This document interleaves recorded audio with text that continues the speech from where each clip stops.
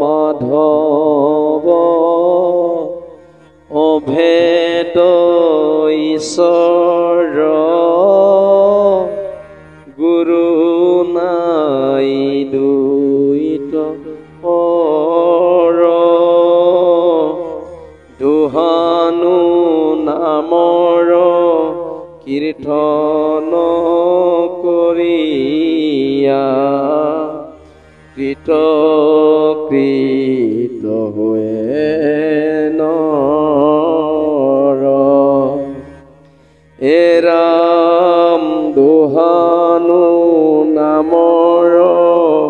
কীৰ্তন কৰিয়া কৃত হয়ে নৰ। প্ৰণাম প্ৰভুসকল, আজি মোৰ এই হৰিদৰ্শন ইউটিউব চেনেললৈ পুনৰবাৰ সকলোকে স্বাগতম জনাইছোঁ। আৰু আগৰ ভিডিঅ'ত আমি আলোচনা কৰিছিলোঁ অশ্বত্থামাই দ্ৰৌপদীৰ ৫টা পুত্ৰ হত্যা কৰিছিল আৰু এই দুখ সহ্য কৰিব নোৱাৰি ধনঞ্জয় আৰু কৃষ্ণই ৰথত খেদি গৈছে আৰু ব্ৰহ্মাস্ত্ৰ নিক্ষেপ কৰিলে আৰু এই ব্ৰহ্মাস্ত্ৰ কাটি লণ্ডভণ্ড কৰিলে। আৰু ইয়াৰ পিছত ধনঞ্জয়ে অশ্বত্থামাক কি কৰে আমি পিছত এতিয়া এৰা মৰা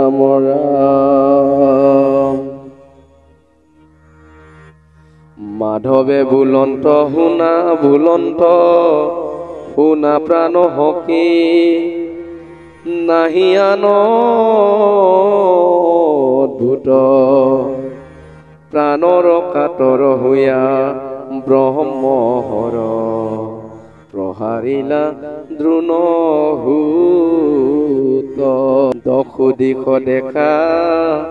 দেখিয়া ক্ষয় সেহি মহাবনী বৰ ব্ৰহ্মাস্ত্ৰ ব্ৰহ্ম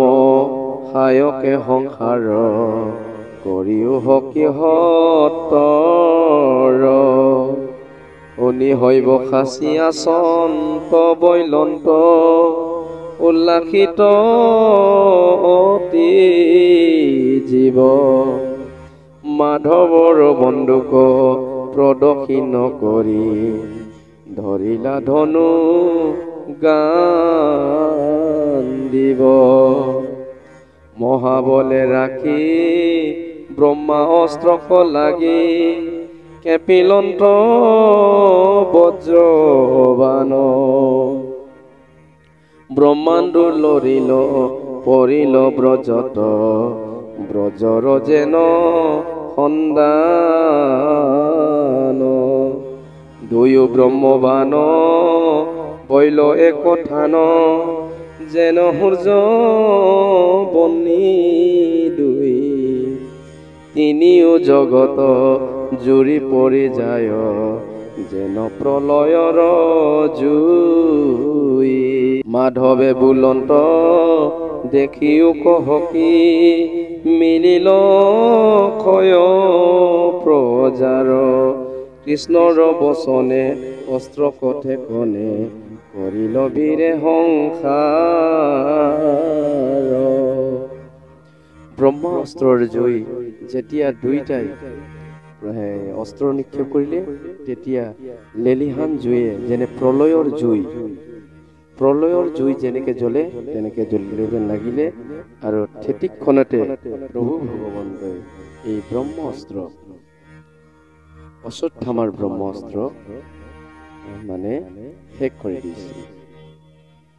দ্ৰোণীক দেখিয়া খেদিয়া দৌৰিল যেন হিৰণক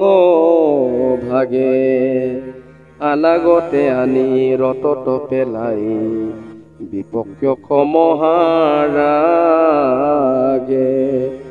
চাৰি হাতে ভৰি একঠাই কৰি বান্দিলন্ত টানি টানি নকাটি দিজক লয় জান্ত তনিয়া কম্পিলন্ত চক্ৰ পানী কেনে অংগীকাৰ কৰা নষ্ট ভ্ৰষ্ট হুয়া তুমি মহাবীৰ ইটো পুত্ৰ বদি অধম দিজক কি কক নকাটি কহিৰ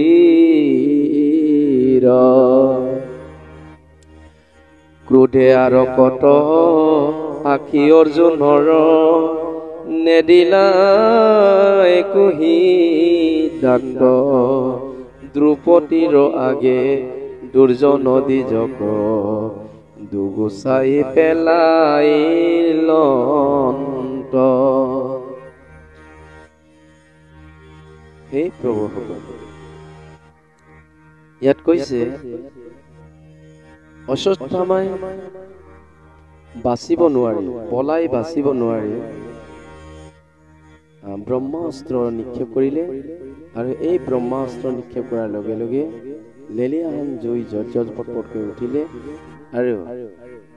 প্ৰলয়ৰ জুই যেনেকে জ্বলে তেনেকে জ্বলিছিলে এই জুই দেখি প্ৰভু ভগৱন্ত অৰ্জুনে প্ৰাৰ্থনা কৰে যে হে প্ৰভু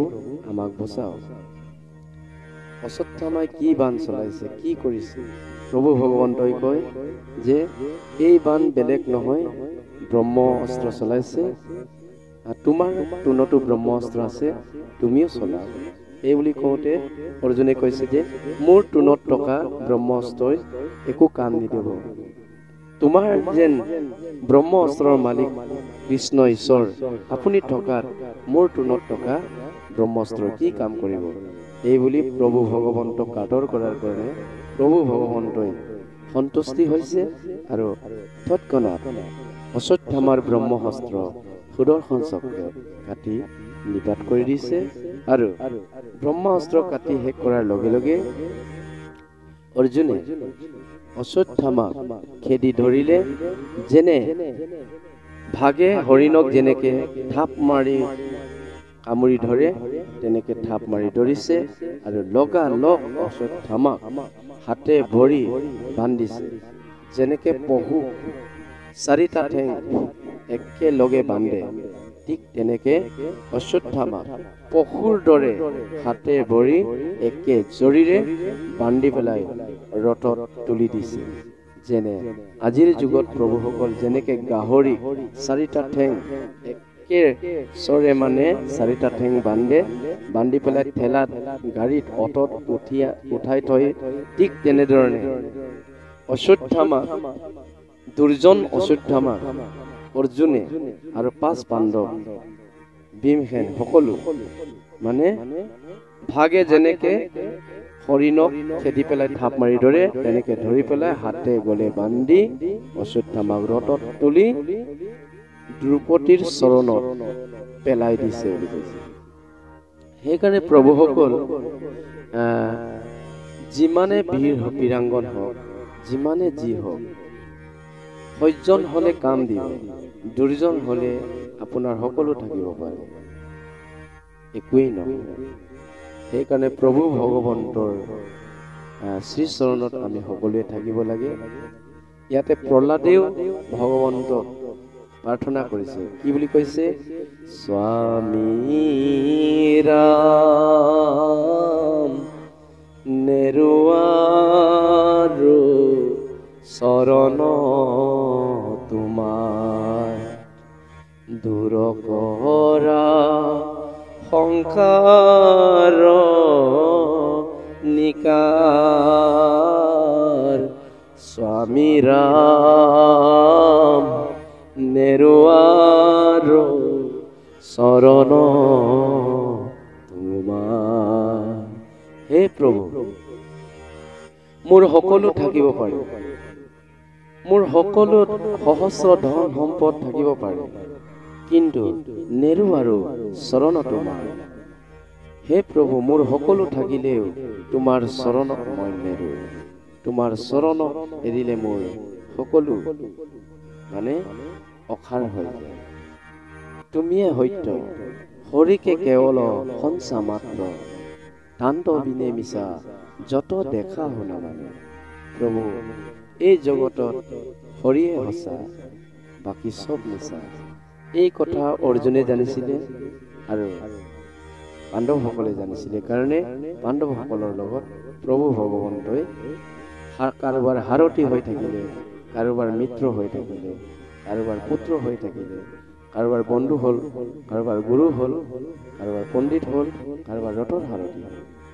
সেইকাৰণে যাৰ হৃদয়ত ভকতি আছে তাৰ হৃদয়ত প্ৰভু ভগৱন্তই থাকিব। ভকতি এটাই প্ৰভুসকল, কিন্তু জ্ঞান কৰ্ম বহুত আছে। কৰ্মকাণ্ডীসকলৰ অনেক পূজা, অনেক যি ধৰণে পূজা অৰ্চনা আছে, চব আছে। যাগ যজ্ঞ পূজা পাতল সকলো আছে, কিন্তু ভকতি এটাই। সেইকাৰণে আমি সকলোৱে হিন্দু সনাতন হিন্দু সমাজে এটাই কৰিব লাগে যে ভক্তি, কেৱল ভক্তি আৰু ভক্তি। কৃষ্ণ। আজিলৈ ইমানতে সমাপ্ত কৰিছোঁ আৰু পুনৰবাৰ অস্বস্থামাৰ শিৰোমণি কেনেকৈ কাটি নিলে আমি পাম। কৃষ্ণ।